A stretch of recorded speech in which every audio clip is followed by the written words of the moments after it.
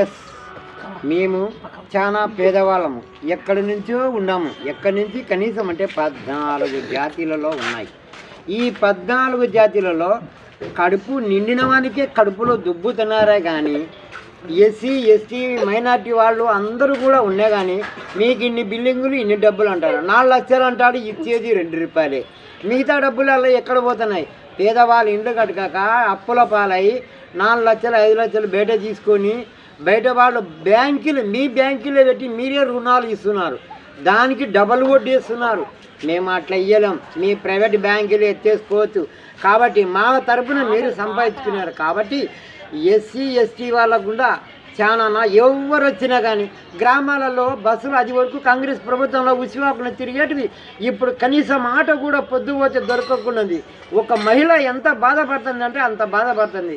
ఎవరో జాలేసి మహానుభావుడు తెచ్చి టౌన్లో వాదంగి పోతున్నాడు.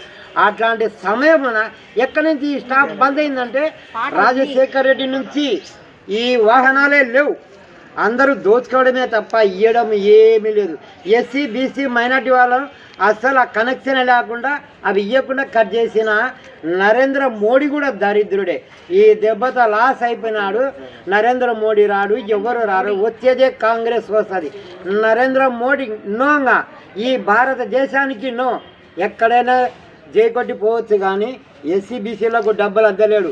నువ్వు క్యాబే బ్యార్బే అన్నట్టనా, కానీ మీ వాళ్ళే తింటున్నారు. ఒక్కనికి రూపాయి అందలేదు, ఒక పేదరాలకు అందలేదు, ఒక దరిద్రునికి కూడా అందలేరు.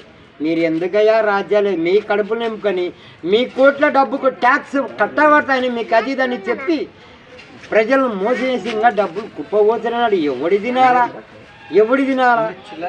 కనీసం తినికి 4 మెతుకులు కూడా లేవు ఈ ఆంధ్రప్రదేశ్లో చాలామందికి. అందుకే ఇప్పుడు వచ్చేది కాంగ్రెస్ వచ్చేది. ఎంతమంది తల్లగిరాడినా ఇంకా కాదు, మీరు రాలేరు. బాయ్.